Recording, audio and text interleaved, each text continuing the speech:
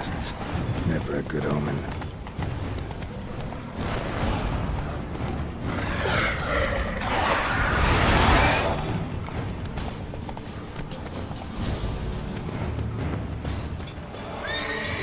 Strange. I get a sense that the spoons are beating out some kind of rhythm. A message. Trying to tell me something. Reaches his raven wasn't lying.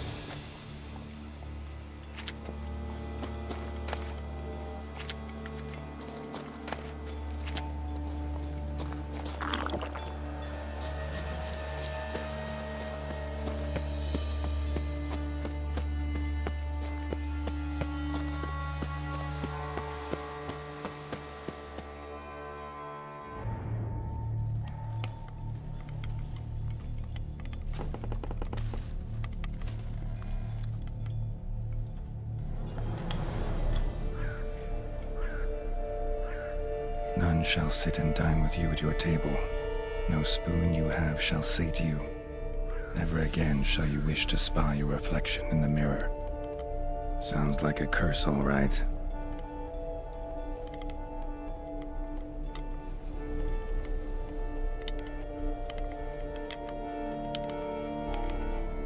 Somebody's clearly obsessed.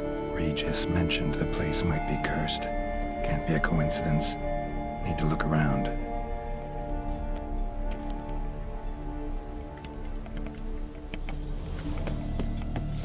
What a pigsty. Need to search it thoroughly. Find a way to collect some white saliva. White's obsessed. A real collector. Thoroughbred. Spoon. Pretty ordinary. Maybe a little old.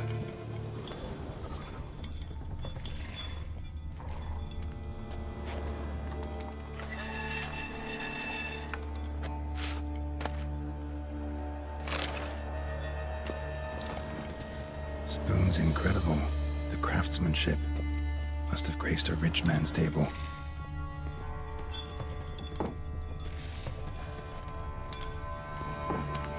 Smashed mirror, as if someone couldn't stand to look at themselves. Smashed mirror, as if someone couldn't stand to look at themselves.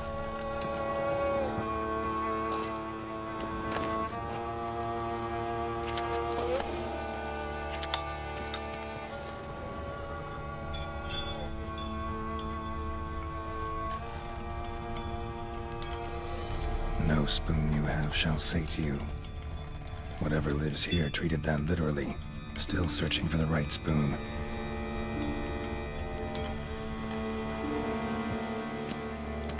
Skeletons. Doubt they came here willingly. This have anything to do with the curse? None shall sit and dine with you at your table. It'd make sense. None shall sit and dine with you at your table. No spoon you have shall sate you. Never again shall you wish to spy your reflection in the mirror. Right arm bit right off. Teeth all knocked out. Somebody tried to force feed him.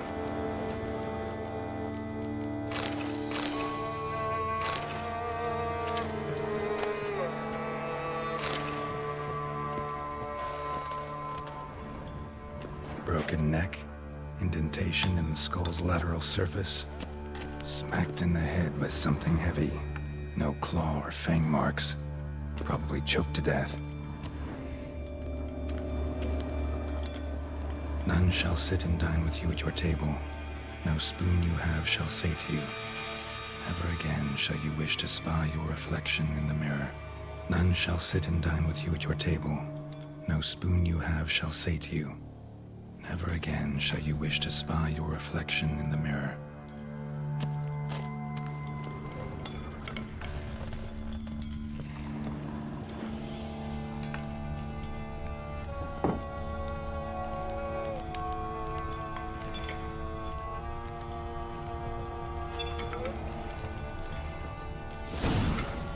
actually does seem like a White's lair. Bit atypical, but still. Cauldron should be somewhere around here. Another spoon. Yep, just as normal as the last one.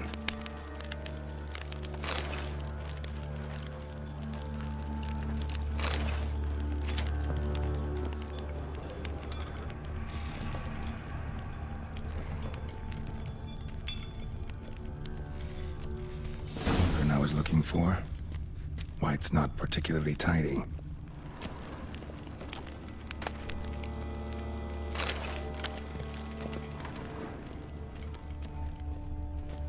Table's set.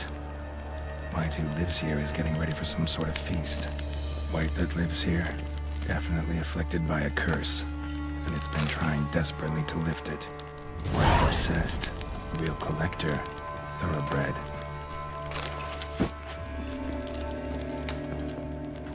Cauldron's empty, unfortunately. Regis needs some brew. Afraid he won't get that. No choice but to hide and wait for the saliva glands and their bearer. Need a spot that'll let me observe the cauldron.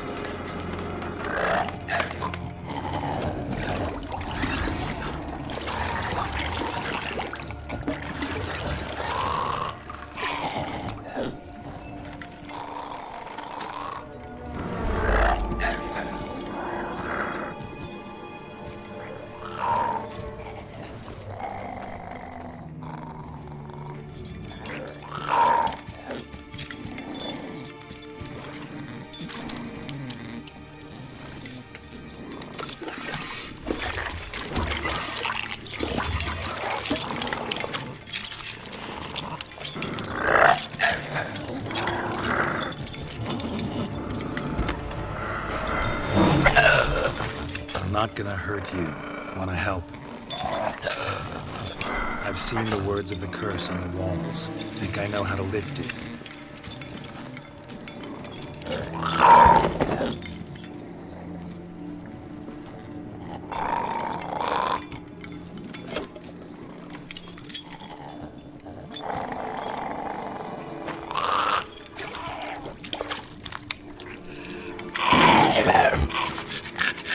You tried to bring folk here, convince them to sit at the table with you, right?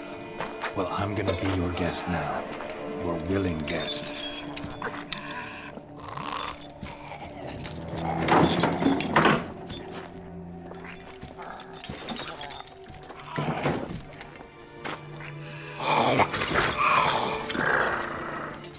Just need a bit for Regis. And now we'll tend to you.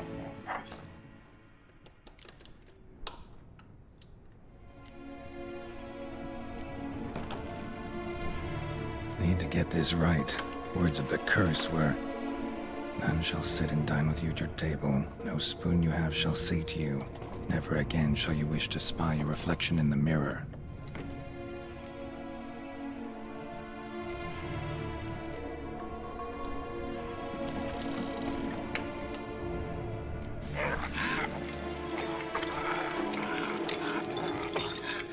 We can't use spoons.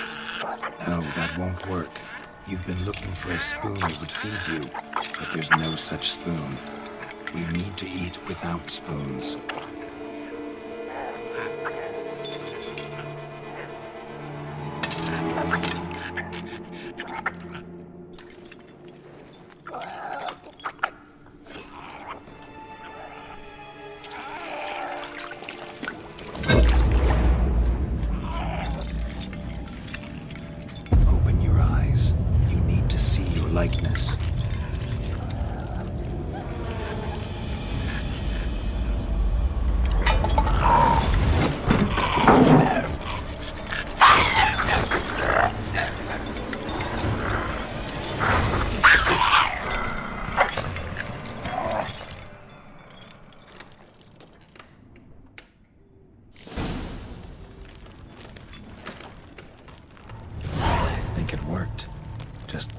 quite like I expected. Need to see what happened to the white. Won't be hard to find given its stench.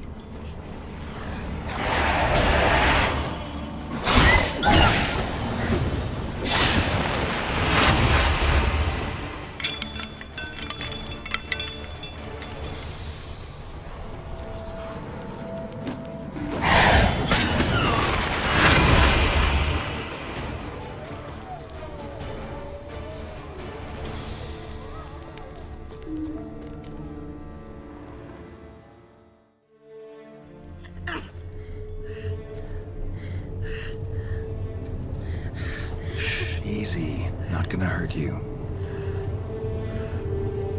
Eat. I must eat.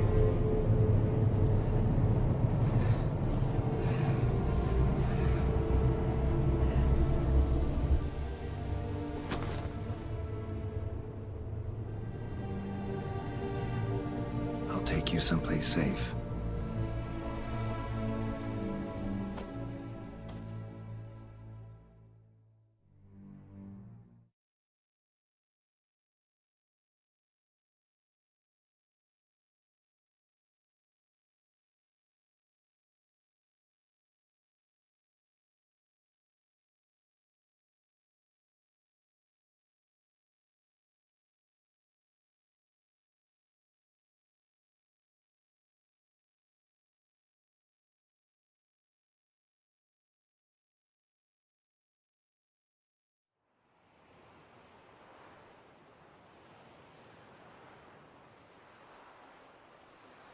So I took her by the hand and led her here. Seemed the only sensible place for her. You did the right thing, sir. She should recover quickly here. I'm deeply pleased, finally, to make your acquaintance, sir, though I do regret the specific circumstances. In all the commotion, I fear I neglected to introduce myself. I'm Barnabas Basilfolti, and by order of the Duchess, I am to serve as your major domo at Corfo Bianco. Nice to meet you, Barnabas Basil. Love to talk more, but got urgent matters to attend to. While I'm gone, please make sure she gets everything she needs. Don't worry, sir. I shall see to everything. She is safe here and in good hands. She'll soon be back on her feet. Might actually take a while. She hadn't eaten anything in over 100 years when I found her. Horrid. Whatever brought this about? Told me her story on the way here. Her name's Marlena. She was once the very beautiful and proud heiress to the Trastamara estate. One evening, when she was holding a banquet for friends, a beggar came to her gate seeking alms. He had a bowl and a spoon with him. He sat outside her fence and waited. I've heard of the custom. An ancient rite of hospitality that obliges one to give food and drink to such a guest lest he depart hungry. To neglect the custom is to bring great misfortune down upon oneself. Marlene didn't care a whit for the old customs. She drove the man off, saying she'd rather feed the leftovers from her feast to her dogs than to give the beggar anything. The beggar then broke his spoon, cast a curse. She was beautiful, so he said she'd never wish to look at herself in the mirror again. Since she adored feasts, he swore no one would ever wish to sit and dine with her. And as she even refused him the crumbs from her table, he swore she'd never find a spoon in the world that would sate her hunger. A harsh punishment.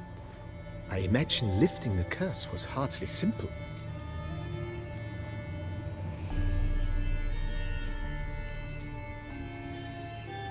Curses are tricky. They play on irony. Always gotta figure out what the catch is. Marlene had spent decades looking for a way to lift it. Transformed into a wight, she stole spoons and lured folk into her home, trying each time to get them to dine with her. Didn't work. So what did? Someone had to sit down and share a meal with her, of their own free will. They had to eat without using spoons, and make her look at her reflection. That's it? That was all it required? Simplest solutions are sometimes the last that come to mind. Besides, when you're a wight, it's pretty damn hard to find willing human company for a feast. I imagine so. But, most importantly, it is now over. Please, don't worry. She will be in good hands here. Vineyard comes across as a place with a rich history. Know who owned it before me? Baron Rossel, who went bankrupt, forcing him to sell the estate to the Duchess. The Baron, in turn, had purchased it from Monsieur Bolius of the Headsman, a truly colorful man of Kedweni origin. He was actually a headsman? No, not him, but his great-great-great-great-grandfather. Indeed. Apparently, he was a common cutpurse who somehow secured for himself the post of ducal headsman in Beauclair. Went about his work with an exceptional penchant. They say he chopped off more heads than there are grapevines in the ducal vineyards. He never hesitated, not once. Never sliced unevenly, never botched a job. For his exemplary service, the Duke granted him a title and this estate. Monsieur Bolius, on the other hand, was an engineer in his younger years. Once retired, he settled here and took to producing wine. Sadly, misfortune struck and he lost his sense first of smell, then of taste. Additionally, he could not drink alcohol. His medic forbade it. Shame that. He gave up making wine? Not at all. He made even more of it. Began throwing wild balls to which he'd invite friends from far and wide in order to treat them to his wine and delight in the fact that at least someone could enjoy it. It's the sort of man he was, Monsieur Bolius. Mind giving me a little tour de Corvo Bianco? Not in the least. Follow me, please. I think it would be practical to begin on the hill.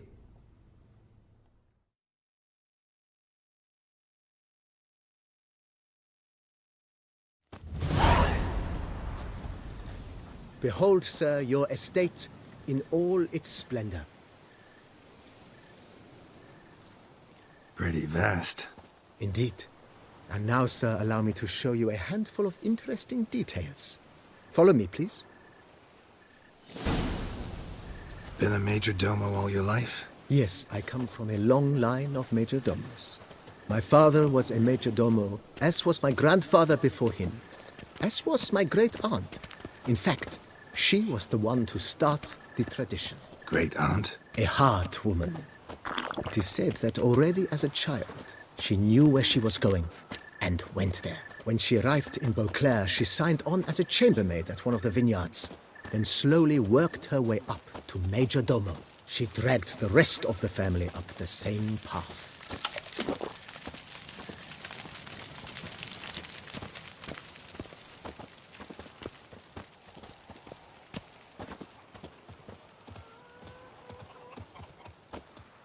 The servants' quarters. I occupy the Green Home. With the Duchess's permission, I have hired a full staff. Their salaries to be paid from the ducal treasury. Nice of her. Not the most sightly part of the estate, I admit. But I think it worthwhile for you as master of the domain to know where the help stays.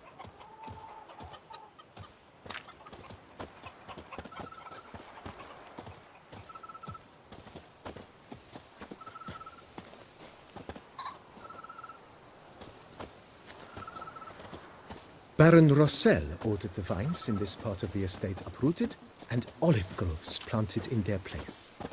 They look beautiful, especially come spring. Don't look at all bad now, either.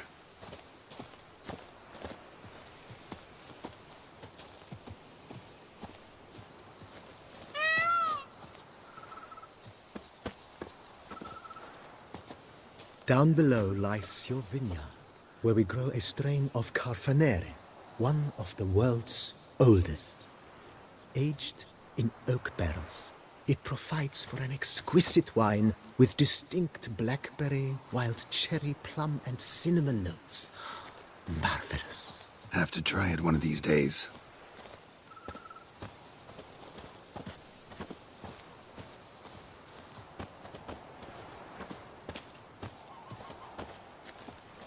Nice well. Picturesque. Yes, though it ran dry long ago. During the raucous feasts Master Bolius held, he would order it filled with wine.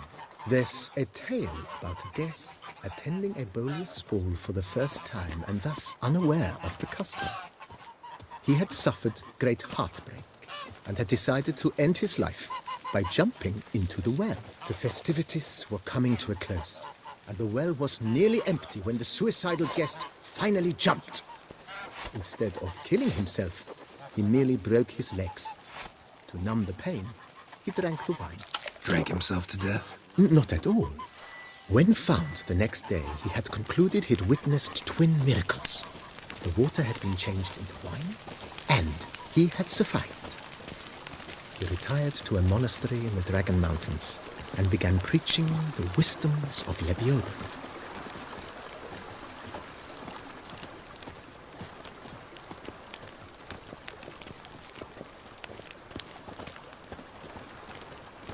Monsieur Bolius' wife Nina kept a garden here.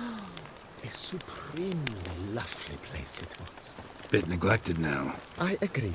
Yet nothing stands in the way of restoring it to its former glory, and once again planting it with herbs and other vegetation.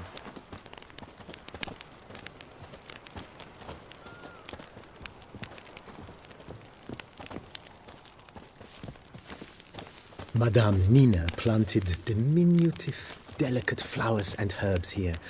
One might say their aroma still hangs in the air. You're quite the romantic, Barnabas Basil.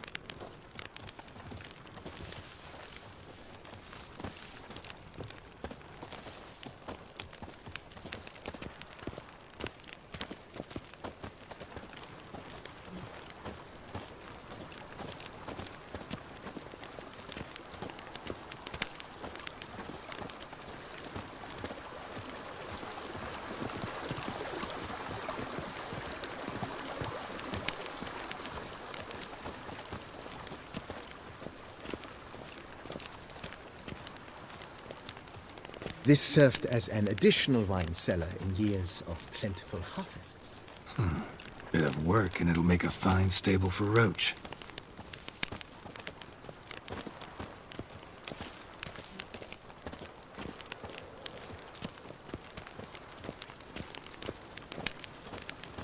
The cellars, voila.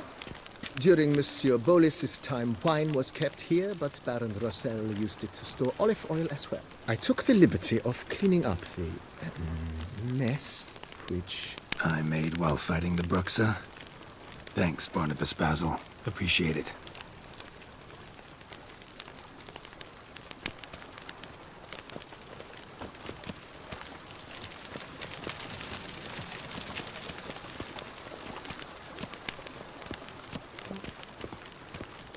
As you can see, the facade is, how to put it, slightly stained.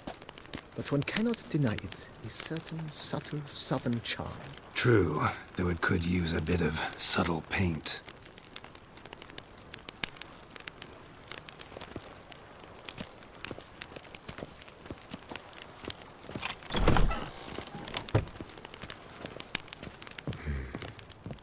And welcome inside.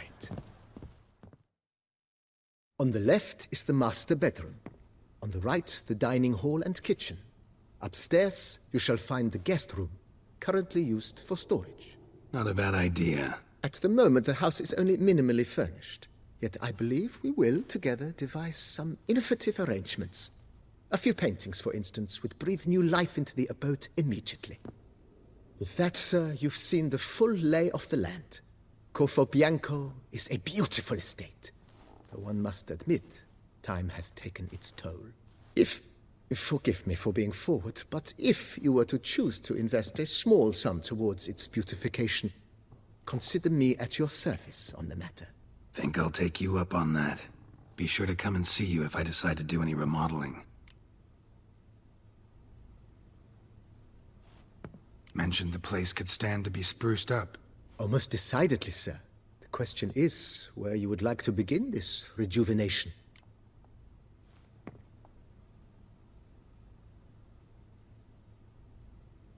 Been thinking about the outer walls. Maybe a fresh coat of paint or some patching. If I might dare to make a suggestion, why not start with a general renovation?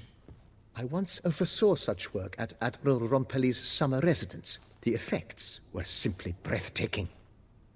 Not only did the residence positively sparkle afterwards, but we also made room to display the Admiral's armor and weapons, of which he was a passionate collector.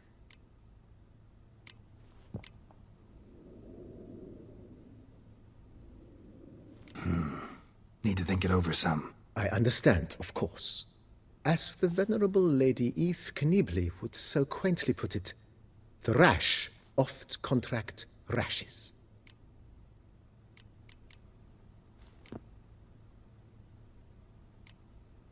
That's all for now, BB. Thanks.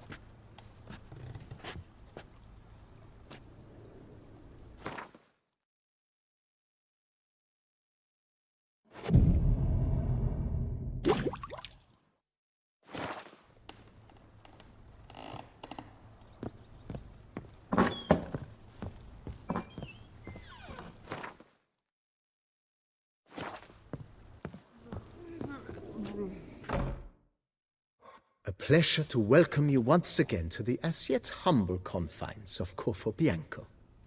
When last we met, I did not get the opportunity to present my credentials. With your permission, I shall do so now. I previously served with distinction at the Nibli family manor and in Nazaire with Admiral Rompali, who, as you are certain to know, is an extraordinary, demanding gentleman. Whoa, Barnabas Basil. One thing you ought to know, I'm not your typical landed gentleman. Truth be told, this is the first real property I've ever owned. Oh, in that case, you must leave it all to me. I shall organize, see to everything, and whip the house into order. I dare say this place will soon be the most prosperous vineyard around. Great. Can already see I'm in good hands.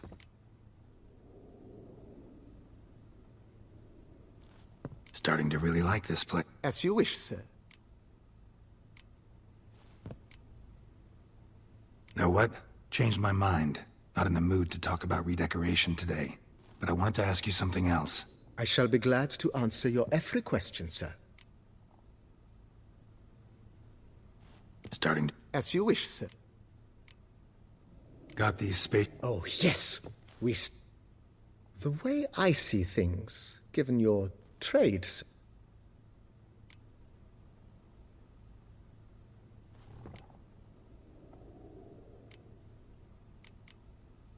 My armor needs work from time to time. You know, oil this, reinforce that. Could use a decent work table where I could do all that. Admiral Rompali once hired a specialist who made the finest armorer's tables this side of the Yaruga. I will contact him at... Good. Order me up a table like that. Immediately, sir. Will you be needing anything else, sir?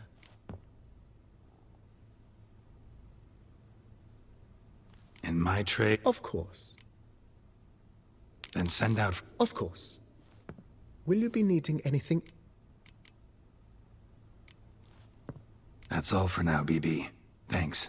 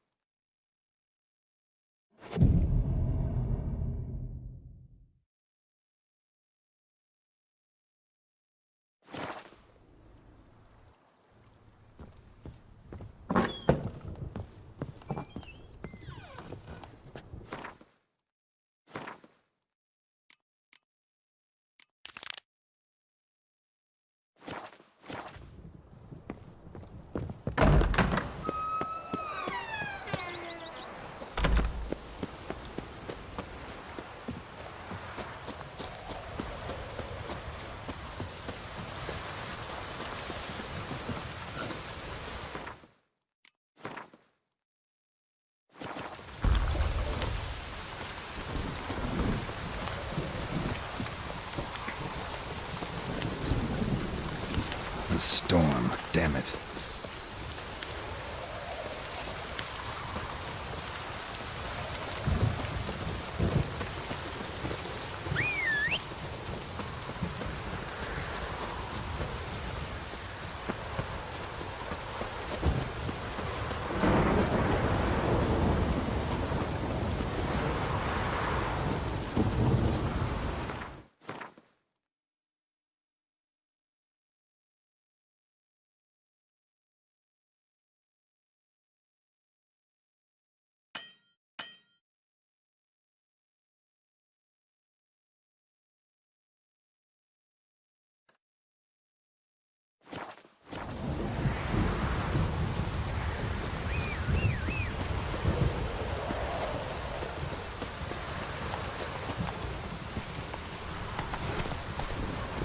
That's it, Roach.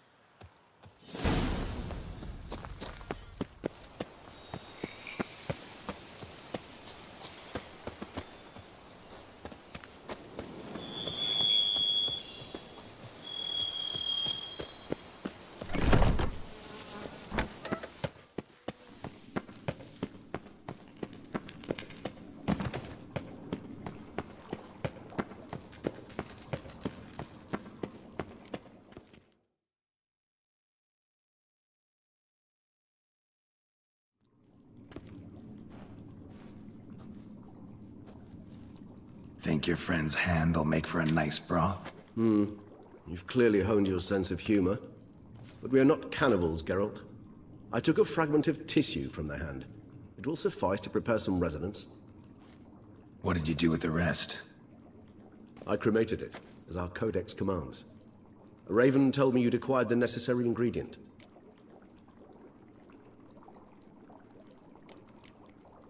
Send your spies after me? My watchers. Were something to go wrong, I could then arrive quickly to help. Managed fine alone, but thanks for the thought. Gonna need much longer to finish brewing resonance? Mentioned a last ingredient, too. What about that? That, I fear, might prove troublesome. You see, to use the concoction to summon the memories of one, the solution must contain the blood of another specimen of the same species. Shouldn't be a problem. I happen to know a higher vampire who should be willing to help. Right, Regis? It's not that simple, I'm afraid. While you were away, I tried my damnedest to identify a replacement, but alas, none such exists. Not sure I understand what the problem is. Can't we just draw some of your blood? The blood must be in an agitated state. As I'm certain you know, higher vampires can change their corporeal shell. As our flesh changes, so does our blood's chemical composition. To make a long story short, I shall need to induce in myself a state of strong psychokinetic arousal. In brief, madness, rabidity. And that stands to be very, very dangerous. Dangerous? Why?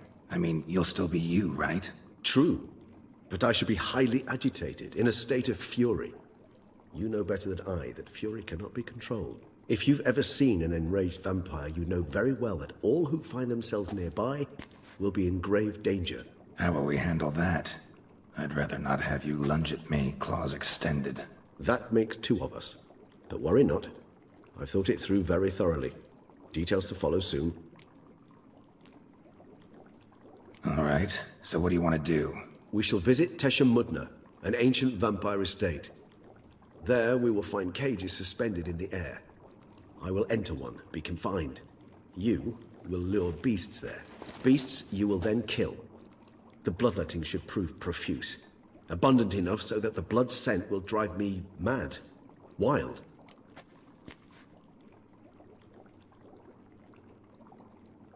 Tesha Mudna. What's it like? It is a place of torment. A torture chamber. Long ago, shortly after we'd arrived in this world, one among us named Kagmar developed such a taste and lust for human blood that in one night he could imbibe an entire village. This brought trouble on the entire species. Common folk wearied quickly of living in constant fear. They began to hunt us, seek the aid of mages and witches in tracking us down. So what? Not like they could ever hope to kill you. But they were bothersome. Forgive the comparison, but when did you last enjoy mosquitoes buzzing around your head?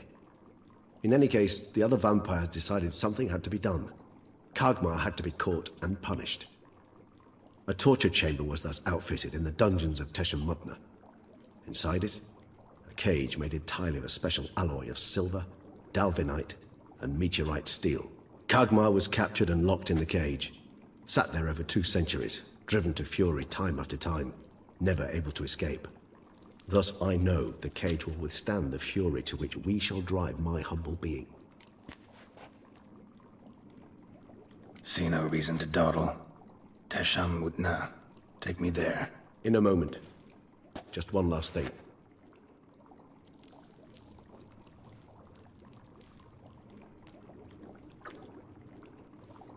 What was that?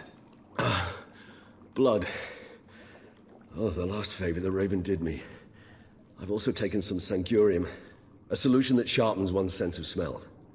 One drop of blood shall smell like a gallon to me now.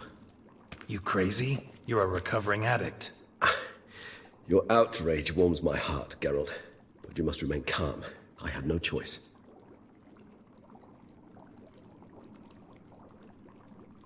As things stand, the die is cast. High time we set off for Tesha Mudna. My head's spinning already, and you're starting to smell quite tasty. And you're starting to scare me.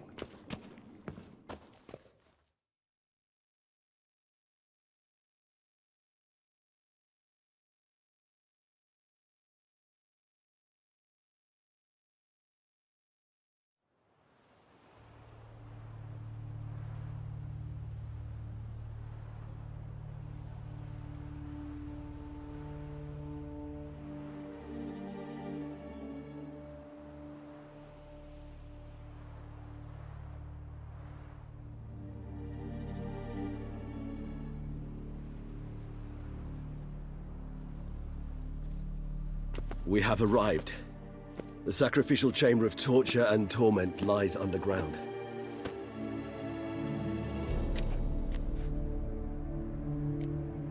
Sure you know what you're doing? I can only hope I do. Please, let's go. The longer we delay, the less control I shall have of my faculties. I'd really prefer not to hurt you. You lead.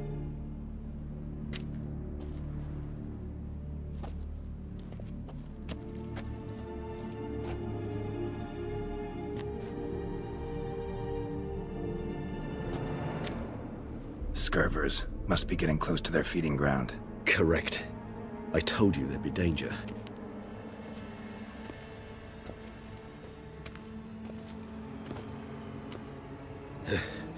Beyond this wall lies... An ancient vampire dungeon. Seen a lot of things in my time. Nothing quite like this, though. I feel honored. A man with such a wealth of experience, yet I'm about to show him something new. Now, to open it.